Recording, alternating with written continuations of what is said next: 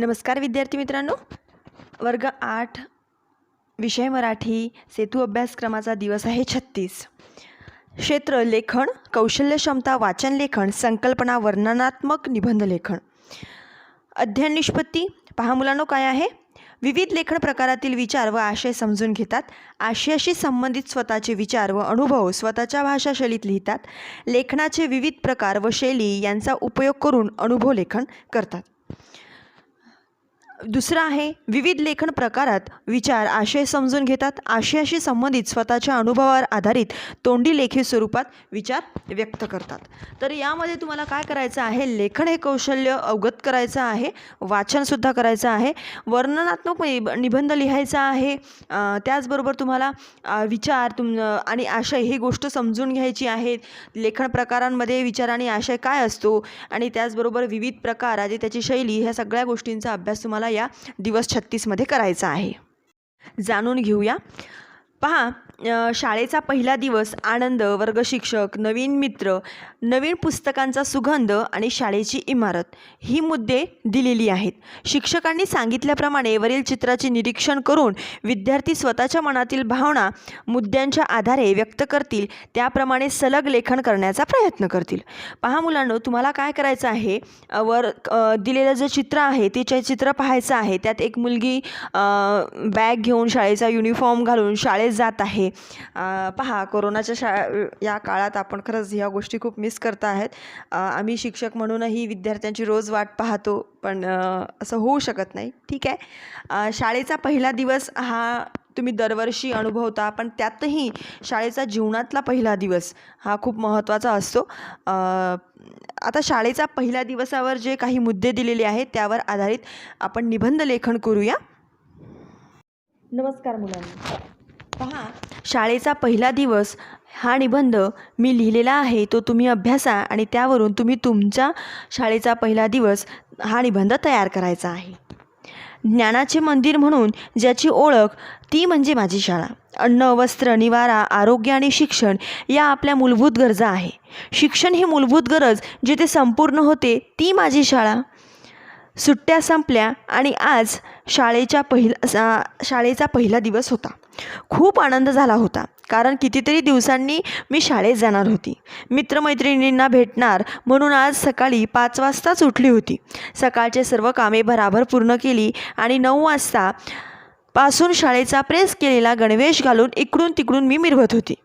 नवीन गणवेश, नवीन डबा आणि पाण्याची बाटली मिळाल्याने माझा आनंद गगनात मावत नव्हता. प्राची आणि मोनिका माझ्या मैत्रिणी घरी आल्या आणि आम्ही तिघी आनंदाने शाळेला गेलो. रस्त्यातच आमच्या तिघींना आमचे वर्ग शिक्षक श्री जाधव सर यांची खूप आठवण आली. प्राची म्हणाली, सर्वप्रथम सरांना जाऊन मी भेटून सरांना शुभेच्छा देणार. मग काय, रस्त्यातच आमची जाधव सरांना कोण पहिले गुड मॉर्निंग सर ही शुभेच्छा देणार याची स्पर्धा लागली. आम्ही तिघी पळत सुटलो आणि सरांजवळ जाऊन थबकलो. तिघींनीही सारखेच सरांना शुभेच्छा दिला. तेव्हा कुठे जणू काही आम्ही श्वास घेतला. खरंच वर्ग शिक्षकांना भेटून आमचा आनंद द्विगुणित झाला. सरांना भेटल्यावर आम्ही आमच्या वर्गात आलो. सगळ्यात समोर जागा भेटावी म्हणून आम्ही 1 तास आधी शाळेत आलो होतो. थोड्याच वेळात मागच्या वर्षाच्या आमच्या वर्गातील मुलीही यायला लागल्या. सगळ्यांनाच भेटून खूप आनंद झाला. त्यात नवीन मुलीही आमच्या वर्गात आले होते. मग आम्ही तिघींनी त्यांचे नाव विचारली. त्यांनी न विचारता शाळेची, वर्गाची, शिक्षकांची आणि वर्गातल्या मुलींची माहिती पण देऊन टाकली. कारण ते नवीन आणि आम्ही शाळेचे जुने विद्यार्थी म्हणून त्यांच्यासमोर बडेजावपणा करण्यात आम्हाला खूपच मजा येत होती. पण त्यातच आम्हाला ऋतुजा, समीक्षा ह्या 2 नवीन मैत्रिणीसुद्धा भेटल्या.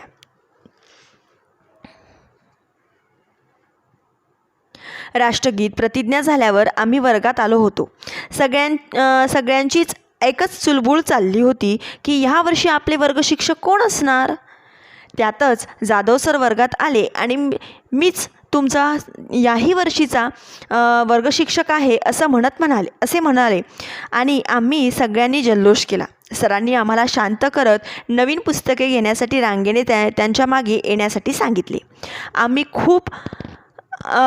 खूप इथे माझं खुश लिहायचं राहिलं. आम्ही खूप खुश झालो कारण सगळ्यांना नवीन पुस्तके मिळणार होती. नवीन पुस्तके घेऊन आम्ही वर्गात आल्यावर सगळीकडे नवीन पुस्तकांचा सुगंध दरवळलेला होता. पुस्तक पाहणे झाल्यानंतर आम्हाला मधली सुट्टी मिळाली होती. आम्ही तिघींनीही आमच्या वर्गात नवीन मैत्रिणींना म्हणजे ऋतुजा आणि समीक्षाला शाळेची भव्य इमारत दाखवली. सगळे वर्ग, ग्रंथालय, प्रयोगशाळा, सभागृह, खेळण्याचे मैदान, मुख्याध्यापकांचे कार्यालय आणि सर्वात महत्त्वाचे म्हणजे गरमागरम खिचडी खाण्याचे मैदान दाखवली आणि खिचडी पण खाल्ली. त्यानंतर आम्हाला खेळण्यासाठी सुट्टी दिली. आम्ही सगळ्याजणी खूप खेळून दमलो होतो. हा शाळेचा पहिला दिवस मी कधीही विसरणार नाही. पहा मुलांनो, हा मी लिहिलेला शाळेचा पहिला दिवस. तुमचा मात्र वेगळा असणार आहे. त्यामुळे तुम्हालासुद्धा तुमच्या शाळेचा पहिला दिवस आठवायचा आहे आणि त्यानुसार निबंध लिहायचा आहे. सक्षम बनूया. शिक्षकांनी स्वतः वर्णनात्मक निबंध कसा लिहावा याविषयी मार्गदर्शन करणे, वाचन, विचार यानुसार विद्यार्थ्यांना प्रवृत्त करणे, तर्क, निरीक्षण, अनुभव, चर्चा, पूर्वानुभव यावर आधारित या मुद्द्यांच्या आधारे वर्णनात्मक निबंध कसा लिहायचा ही माहिती तुम्हाला जाणून घ्यायची आहे. पहा मुलांनो, निबंध लेखनात एकूण 7 प्रकार आहेत. त्यातला सगळ्यात पहिला म्हणजे वर्णनात्मक निबंध.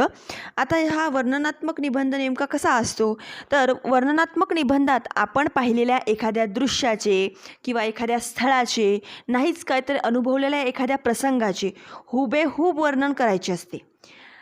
त्यासाठी भोवताली घडणाऱ्या गोष्टींचे सूक्ष्म निरीक्षण आवश्यक आहे. या निबंधाची भाषा ओघवती व चित्रदर्शी हवी. मजकूर रंजक, वाचनीय आणि परिणामकारक शैलीत मांडायला हवा. भाषा कशी ओघवती असायला हवी, त्यानंतर चित्रदर्शी हवी की लोकांना वाचतानाच डोळ्यासमोर चित्र निर्माण होईल असं तुम्हाला वर्णनात्मक निबंध लिहायचा असतो.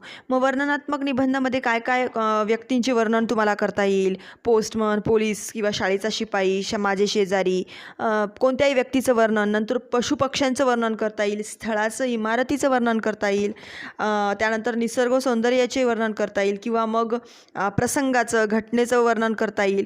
मग यात मी पाहिलेला अपघात की शाळेचा पहिला दिवस, दसरा, पंढरीची वारी, असे वेगवेगळ्या विषयांवर तुम्ही निबंध लिहू शकता.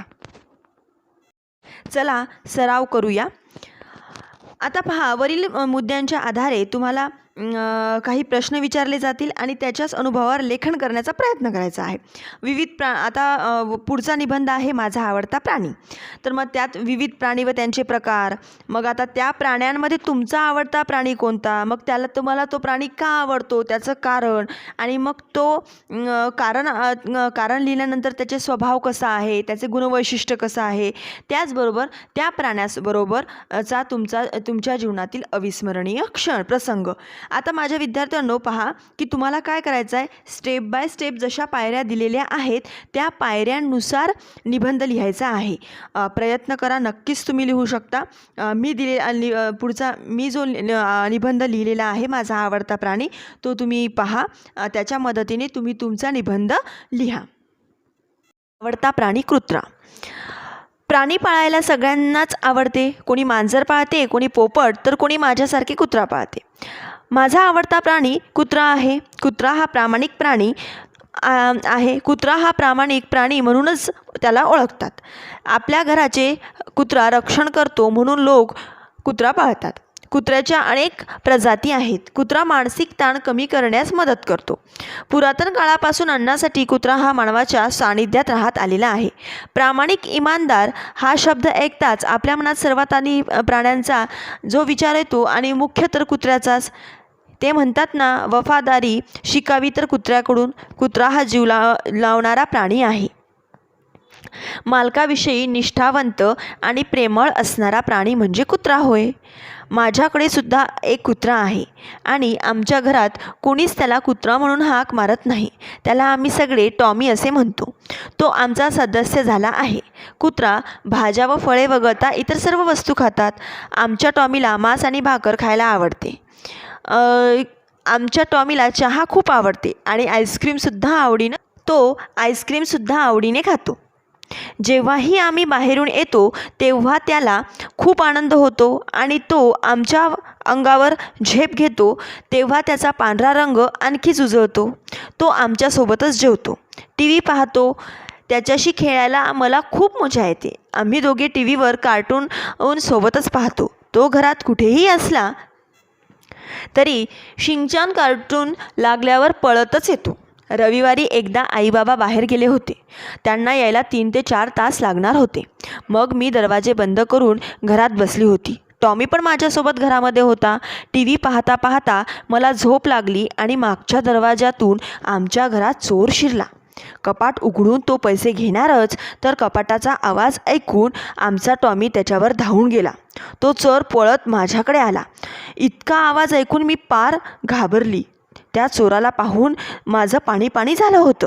पण टॉमीने लगेच माझ्यासमोर आला आणि त्याच्या आवाजाने तो चोर पण घाबरला. त्या क्षणाचा फायदा घेऊन मी दरवाजा उघडला आणि घराबाहेर आली. टॉमी पण बाहेर आला आणि चोराला आम्ही घरात बंद केले. शेजारी लोकांच्या मदतीने त्या चोराला पोलिसांकडे देण्यात आले. पण टॉमीमुळे मी वाचले. तो क्षण माझ्या जीवनातील अविस्मरणीय आहे. त्या दिवशी जोपर्यंत आईबाबा घरी आले नाही तोपर्यंत माझ्या टॉमीने मला एकटे सोडले नाही. माझा टॉमी खरा प्रामाणिक कुत्रा आहे आणि माझा खरा मित्रही. कल्पक होऊया.